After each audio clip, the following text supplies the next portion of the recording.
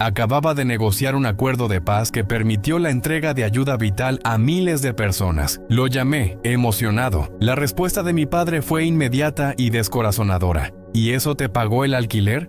Te acercó a comprar tu propia casa. Esas son las cosas que realmente importan, hijo, no los cuentos humanitarios que te inventas. Aquel momento fue el límite, y supe que solo había una manera de hacerle entender el valor de mi vida. Mi padre, un hombre que construyó un imperio inmobiliario desde la nada, veía el mundo a través de un prisma de valor monetario. Para él, el éxito se medía en cifras, en el brillo del oro y la opulencia de las propiedades. Cuando le informé de mi decisión de unirme al ejército, su reacción fue una mezcla de desconcierto y una sutil pero punzante desaprobación que aún resuena en mis recuerdos con dolor. Su mirada, una vez llena de orgullo, ahora se posaba en mí con una mezcla de lástima y frustración, difícil de ignorar. Mocino-cientos. Sus palabras, pronunciadas con una calma que solo intensificaba su peso, a menudo giraban en torno a la precariedad económica de mi elección. «Hijo», me decía con un tono grave que no admitía réplica, «ese sueldo militar apenas alcanzará para pagar un alquiler en un barrio decente, y mucho menos para construir algo sólido». Aquellas frases eran un eco constante, una sombra que oscurecía cualquier logro personal que yo pudiera sentir. Siempre percibía que no estaba a la altura de sus ambiciosos estándares. Él insistía en que la vida que yo había escogido era un callejón sin salida financiero, un desperdicio de mi potencial intelectual y de la educación que con tanto esmero me había procurado. Creía que mis años de universidad, mi capacidad para la estrategia y el liderazgo, estaban siendo malgastados en una institución que no recompensaba adecuadamente la valía individual, sus disciplina y servicio. Mi padre seguía amasando fortunas, ampliando su vasta red de negocios y aumentando su estatus social. Sus reuniones de negocios eran eventos importantes. Sus inversiones, tema de conversación en círculos financieros. Yo, por mi parte, me preparaba para operar en escenarios donde el valor no se calculaba en euros, sino en la seguridad de mis compañeros y la protección de los más vulnerables en tierras lejanas. Esta constante comparación, tácita y explícita, se convirtió en el motor silencioso de mi existencia durante años. Su desconfianza en mi futuro financiero hablé. Sin embargo, en lo más profundo de mi ser, sabía que había una verdad distinta, una moneda de cambio que él aún no comprendía. ¿Cómo podría un hombre tan pragmático y materialista llegar a valorar lo intangible? Mi mundo, el de los cuarteles y las misiones, contrastaba brutalmente con el opulento universo de mi padre. Mientras él se codeaba con magnates y políticos, yo compartía trincheras y raciones con compañeros de los más diversos orígenes. Aprendí que la verdadera riqueza no residía en las cuentas bancarias, sino en la camaradería forjada bajo presión. Adversidades más extremas. Las llamadas telefónicas a casa eran siempre tensas. Mi padre, desde su despacho con vistas a la ciudad, preguntaba sobre mi paga, sobre mis planes de ahorro, sobre cuándo pensaba sentar la cabeza y buscar un trabajo de verdad. Yo intentaba explicarle la complejidad de mi labor, el impacto humano de nuestras operaciones, pero sus oídos solo escuchaban la falta de un plan de jubilación dorado, la ausencia de una hipoteca en un barrio exclusivo. Recuerdo una visita en la que me llevó a cenar a uno de sus restaurantes favoritos, un lugar donde el precio de un plato superaba mi salario semanal. Mientras saboreaba un vino añejo, me aconsejó invertir en bolsa, hablar con sus contactos para asegurar un futuro más estable. Él no concebía lejos de los números de las grandes corporaciones. Para él, la libertad económica era la cúspide de la existencia, el único camino hacia una vida plena y sin preocupaciones. Mi libertad, la de poder viajar, conocer culturas y sobre todo, la de sentir que mi esfuerzo contribuía a una causa mayor, le resultaba incomprensiblemente ingenua. Él veía limitaciones donde yo encontraba infinitas oportunidades para crecer, para entender el mundo más allá de sus fronteras financieras. Esta disparidad de valores creaba una distancia abismal entre nosotros, una herida silenciosa que nunca cicatrizaba del todo. A pesar de su amor, que nunca dudé, sentía que su riqueza había nublado su visión de lo que realmente importaba. En su mente yo era un soñador, un idealista, alguien que necesitaba ser rescatado. Podría comprender, preparándome para un momento que cambiaría todo entre nosotros. Los años transcurrían entre entrenamientos intensos, despliegues en zonas volátiles y la rutina exigente de la vida militar. Cada misión, cada interacción, me moldeaba de una manera que mi padre nunca podría haber imaginado. Aprendí a valorar cada gota de agua, cada minuto de calma, cada sonrisa de gratitud en los... Estas experiencias iban sembrando en mí las semillas de un propósito más profundo. Mientras mi padre hablaba de fusiones y adquisiciones, yo participaba en operaciones humanitarias que reconstruían comunidades devastadas. Él veía números en una pantalla, yo veía esperanza en los ojos de niños que volvían a la escuela. Poco a poco, la idea de sueldo empezó a desdibujarse, sustituida por una recompensa mucho más rica y compleja: el impacto tangible de mis acciones en la vida de personas reales. Esta nueva perspectiva me otorgó una resiliencia inquebrantable frente a las críticas veladas. Mi valoración disminuía con cada acto de servicio. Empecé a entender que nuestra visión del mundo era simplemente incompatible. Pero eso no significaba que una fuera inherentemente superior a la otra. Solo eran que cada uno consideraba una vida plena. Fue durante una misión particularmente desafiante en una región azotada por conflictos y la extrema pobreza cuando el verdadero propósito de mi servicio se manifestó con claridad meridiana. La miseria era la determinación de la gente por sobrevivir, por reconstruir. En medio de la destrucción, me di cuenta de que mi papel iba más allá de la seguridad. Era una oportunidad para catalizar un cambio duradero y significativo. La idea de lo que podría traer a casa para mi padre comenzó a tomar forma en ese preciso instante. No sería una mansión, ni un Ferrari, ni algo que él, con toda su fortuna, nunca podría haber adquirido. La evidencia viva de que el valor de una vida no se mide en salarios, sino en el eco de las acciones que trascienden lo material. El desafío era cómo mostrarle esa verdad. Las conversaciones con mi padre continuaban siendo un ejercicio de frustración mutua. Él, desde su posición de éxito, se sentía en el derecho de guiar mis pasos, de abrirme los ojos a las realidades del mundo financiero que yo, según él, ignoraba por completo. Cada vez que le mencionaba algún avance en mi carrera, él lo interpretaba como una oportunidad perdida para obtener un mejor rendimiento. Emocionado sobre cómo mi equipo había logrado negociar un acuerdo de paz local que había permitido la entrega de ayuda vital a miles de personas. Su respuesta fue inmediata y descorazonadora. ¿Y eso te pagó el alquiler? ¿Te acercó a comprar tu propia casa? Esas son las cosas que realmente importan, hijo, no las fábulas humanitarias que te cuentas a ti mismo para justificar una paga mínima.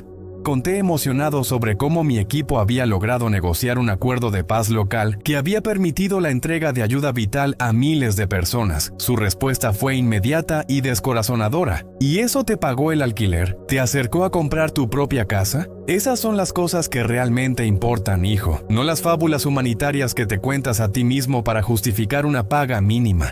Conté emocionado sobre cómo mi equipo había logrado negociar un acuerdo de paz local que había permitido la entrega de ayuda vital a miles de personas. Su respuesta fue inmediata y descorazonadora. ¿Y eso te pagó el alquiler?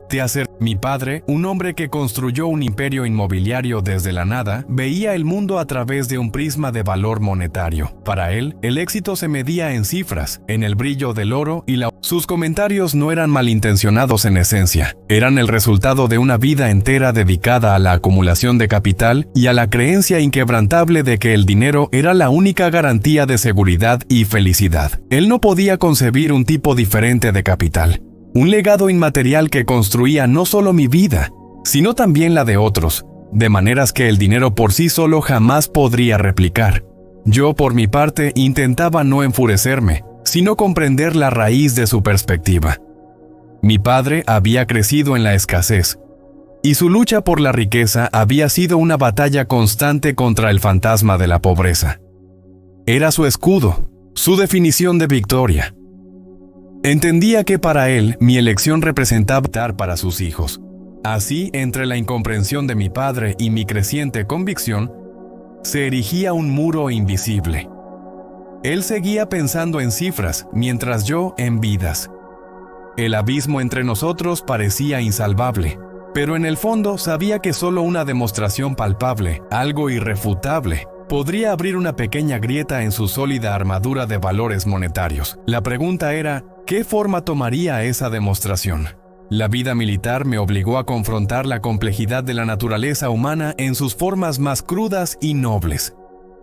Vi la desesperación que impulsaba actos terribles, pero también la resiliencia y la bondad que florecían en las circunstancias más adversas.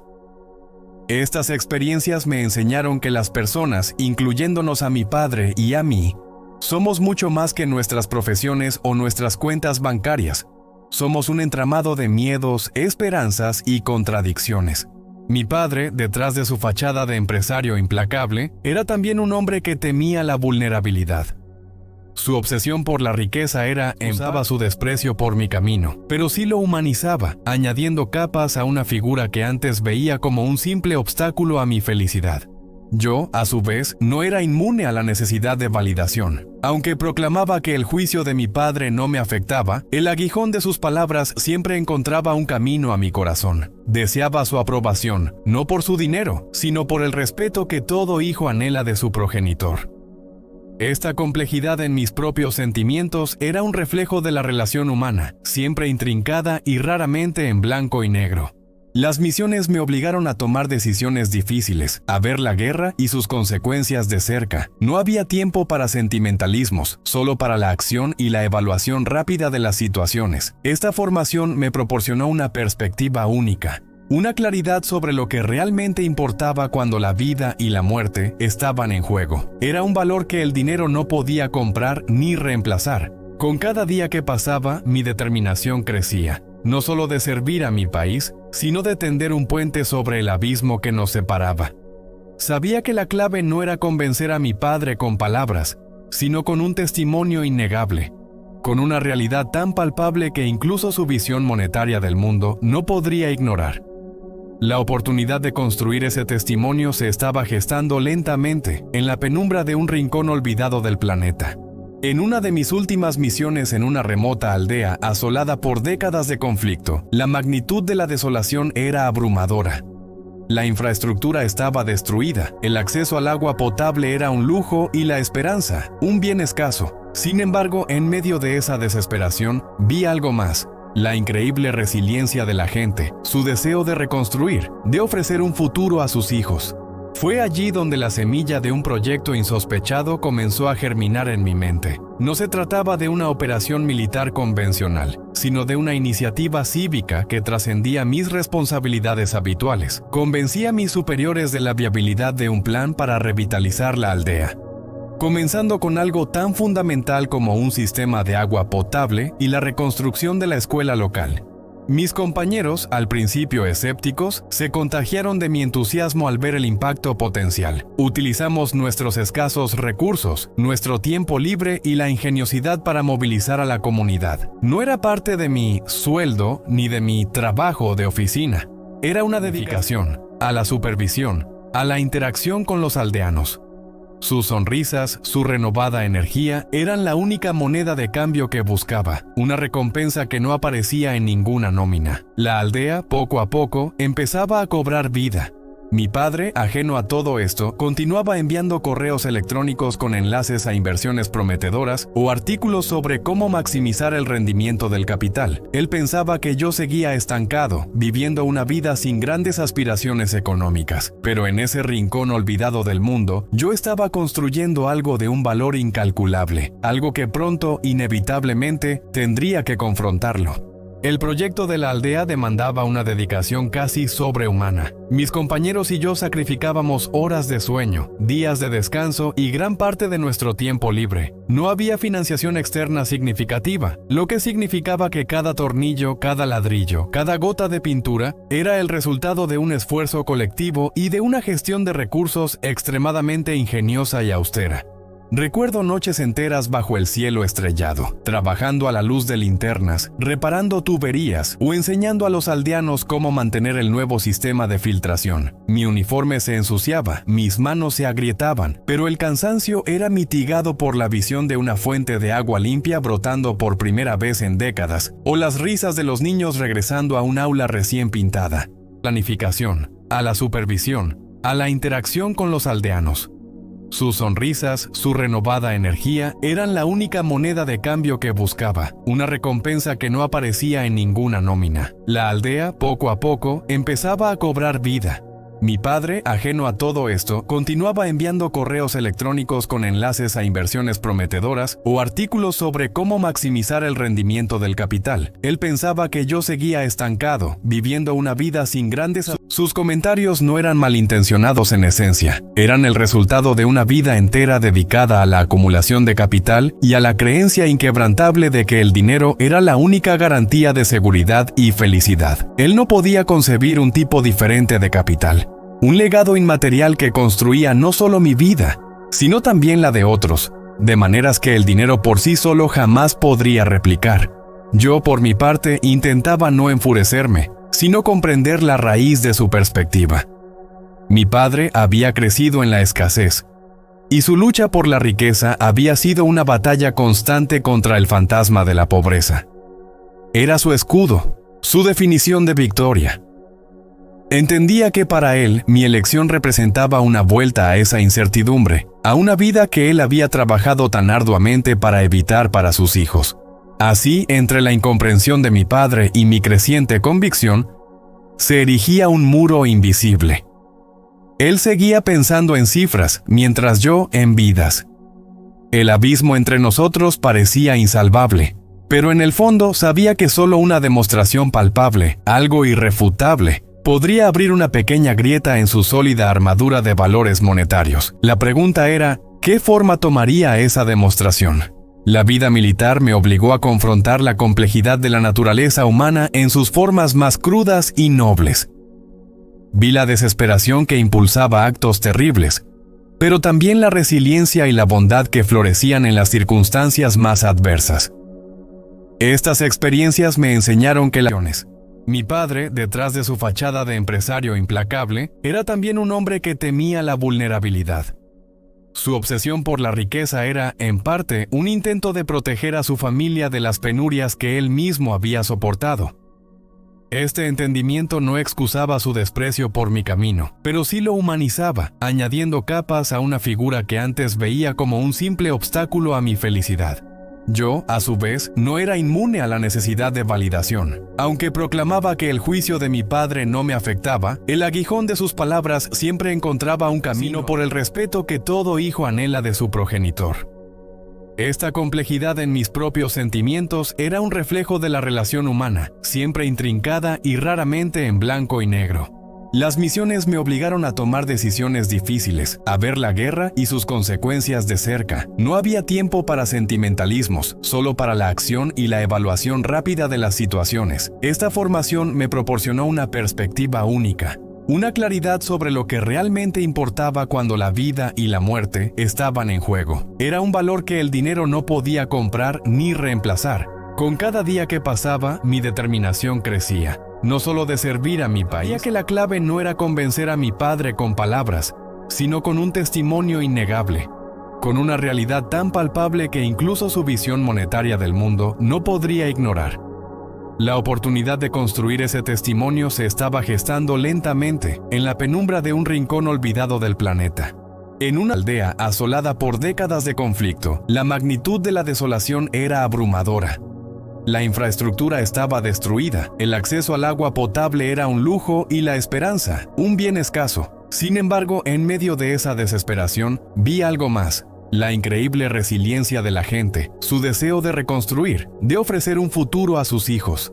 Fue allí donde la semilla de un proyecto insospechado comenzó a germinar en mi mente. No se trataba de una operación militar convencional, sino de una iniciativa cívica que trataba de la viabilidad de un plan para revitalizar la aldea. Comenzando con algo tan fundamental como un sistema de agua potable y la reconstrucción de la escuela local. Mis compañeros, al principio escépticos, se contagiaron de mi entusiasmo al ver el impacto potencial. Utilizamos nuestros escasos recursos, nuestro tiempo libre y la ingeniosidad para movilizar a la comunidad. No era parte de mi sueldo ni de mi trabajo de oficina. Era una dedicación personal, una inversión de mi propia energía y sí, también de una parte de mis ahorros, en algo que creía firmemente. Este proyecto se convirtió en mi obsesión silenciosa, mi verdadera misión, a la supervisión, a la interacción con los aldeanos. Sus sonrisas, su renovada energía eran la única moneda de cambio que buscaba, una recompensa que no aparecía en ninguna nómina. La aldea, poco a poco, empezaba a cobrar vida. Mi padre, ajeno a todo esto, continuaba enviando correos electrónicos con enlaces a inversiones prometedoras o artículos sobre cómo maximizar el rendimiento del capital. Él pensaba que yo seguía estancado, viviendo una vida sin grandes aspiraciones económicas. Pero en ese rincón olvidado del mundo, yo estaba construyendo algo de un valor incalculable, algo que pronto, inevitablemente, tendría que confrontarlo. El proyecto de la aldea demandaba una dedicación casi sobrehumana. Mis compañeros y yo sacrificábamos horas de sueño, días de descanso y gran parte de nuestro tiempo libre. No había financiación externa significativa, lo que significaba una gestión de recursos extremadamente ingeniosa y austera. Recuerdo noches enteras bajo el cielo estrellado, trabajando a la luz de linternas, reparando tuberías o enseñando a los aldeanos cómo mantener el nuevo sistema de filtración. Mi uniforme se ensuciaba, mis manos se agrietaban, pero el cansancio era mitigado ya brotando por primera vez en décadas, o las risas de los niños regresando a un aula recién pintada. Ya brotando por primera vez en décadas, o las risas de los niños regresando a un aula recién pintada. Brotando por primera vez en décadas, o las risas de los niños regresando a un aula recién pintada. Brotando por primera vez en décadas, o las risas de los niños regresando a un aula recién pintada. Brotando por primera vez en décadas, o las risas de los niños regresando a un aula recién pintada. Brotando por primera vez en décadas, o las risas de los niños regresando a un aula recién pintada. Brotando por primera vez en décadas, o las risas de los niños regresando a un aula recién pintada. Brotando por primera vez en décadas.